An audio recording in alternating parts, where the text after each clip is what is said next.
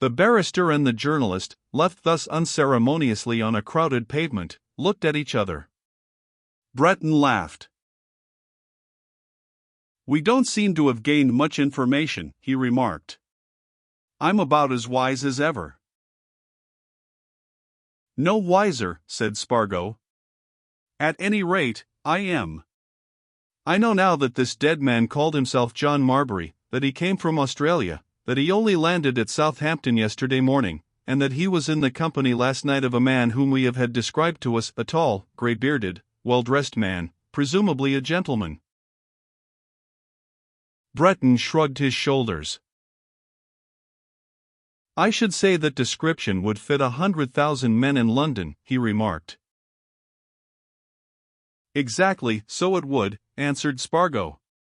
"But we know that it was one of the 100,000, or 500,000, if you like. The thing is to find that one, the one." "And you think you can do it?" "I think I'm going to have a big try at it." Breton shrugged his shoulders again. "What, by going up to every man who answers the description, and saying, 'Sir, are you the man who accompanied John Marbury to the Anglo?'" Spargo suddenly interrupted him. "Look here," he said.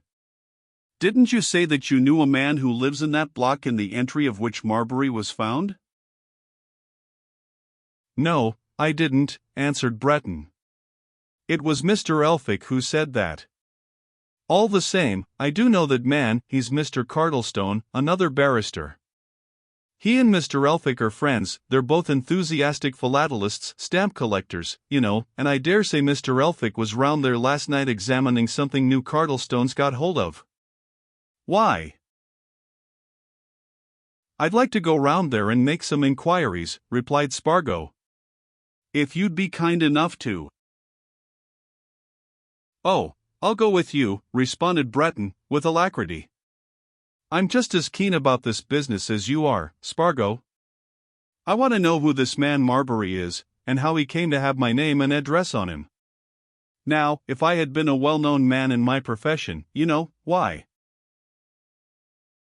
"Yes," said Spargo, as they got into a cab, "yes, that would have explained a lot. It seems to me that we'll get at the murderer through that scrap of paper a lot quicker than through Rathbury's line."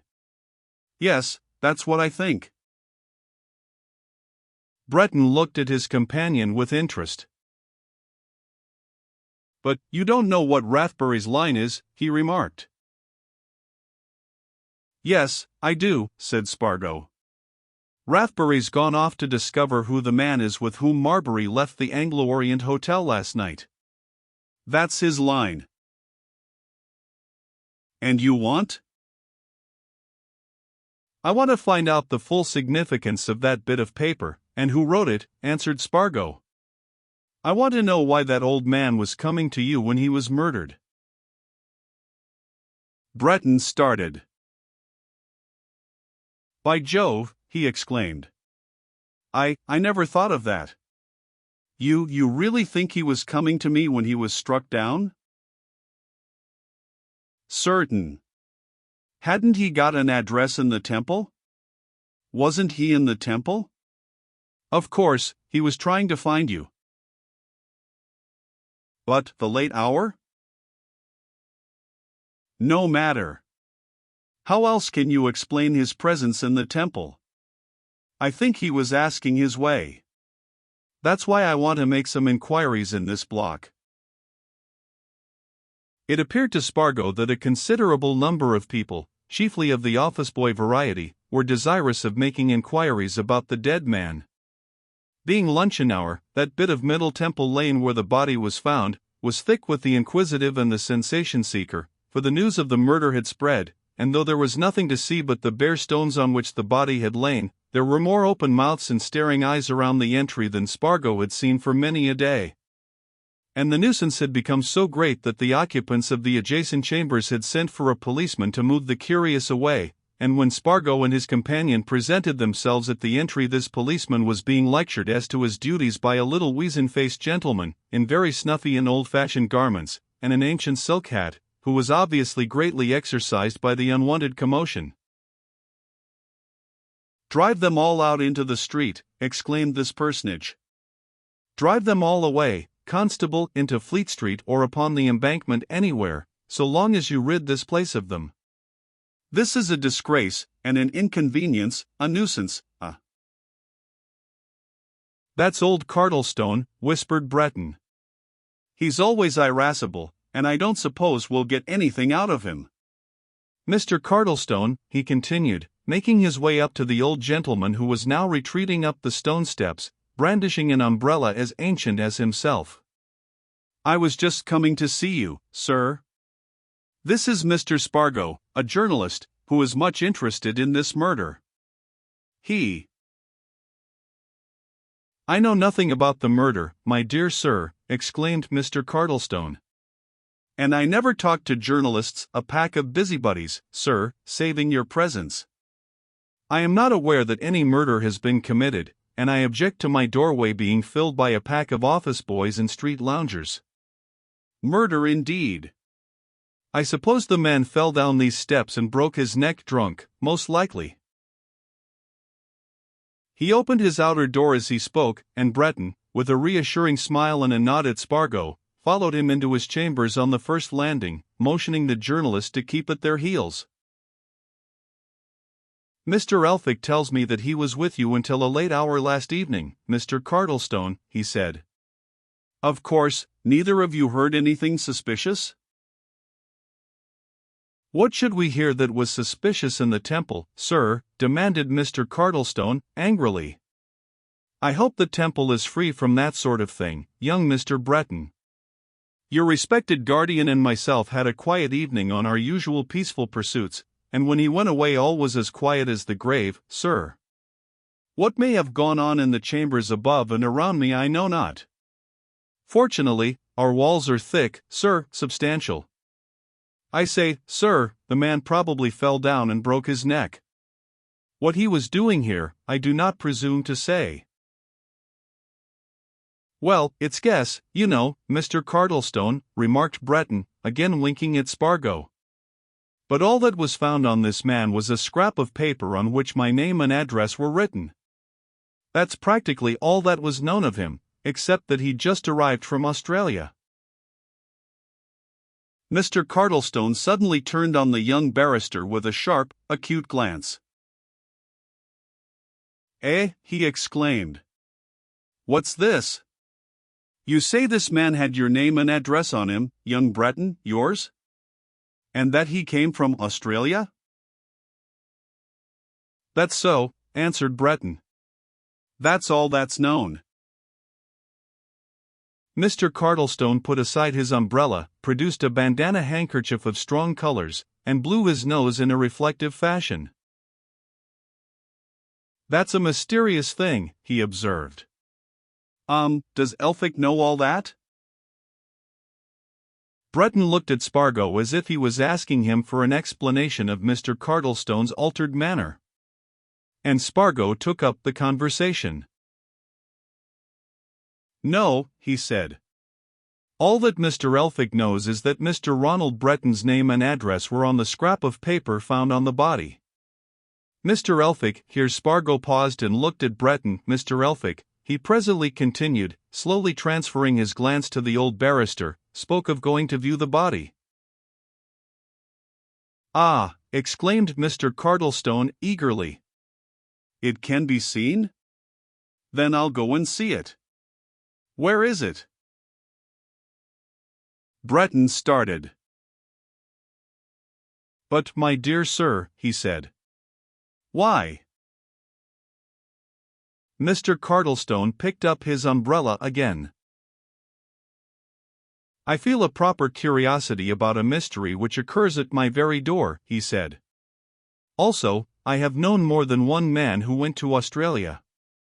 This might, young gentleman, might be a man I had once known. Show me where this body is." Breton looked helplessly at Spargo. It was plain that he did not understand the turn that things were taking. But Spargo was quick to seize an opportunity. In another minute he was conducting Mr. Cardlestone through the ins and outs of the Temple towards Blackfriars. And as they turned into Tudor Street they encountered Mr. Elphick. "I am going to the mortuary," he remarked. "So, I suppose, are you, Cardlestone? Has anything more been discovered, young man?" Spargo tried a chance shot at what he did not know. "The man's name was Marbury," he said. "He was from Australia." He was keeping a keen eye on Mr. Elphick, but he failed to see that Mr. Elphick showed any of the surprise which Mr. Cardlestone had exhibited. Rather, he seemed indifferent. "Oh," he said, "Marbury? And from Australia? Well, I should like to see the body." Spargo and Breton had to wait outside the mortuary while the two elder gentlemen went in.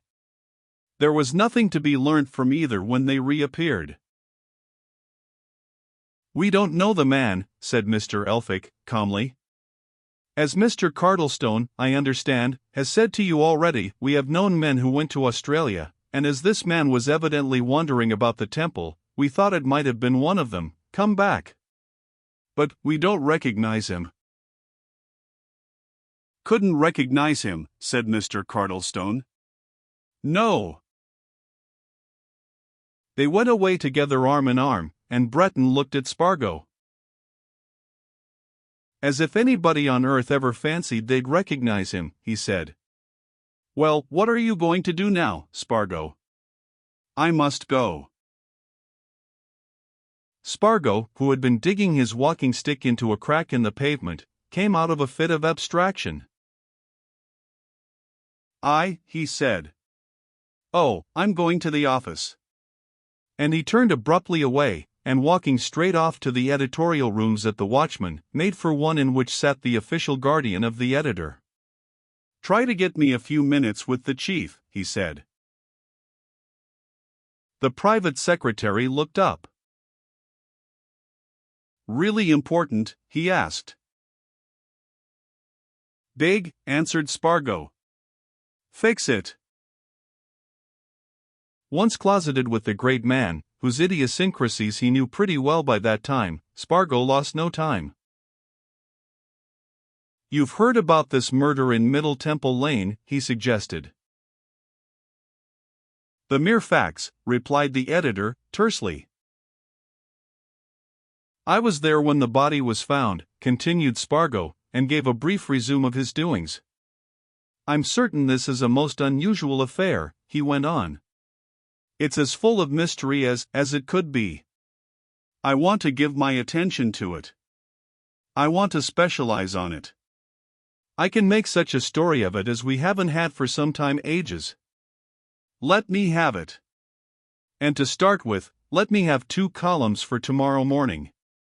I'll make it big." The editor looked across his desk at Spargo's eager face. "Your other work," he said.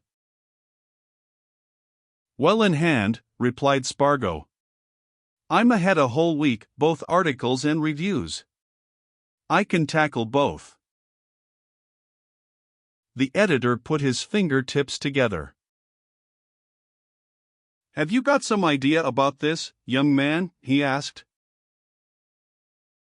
"I've got a great idea," answered Spargo.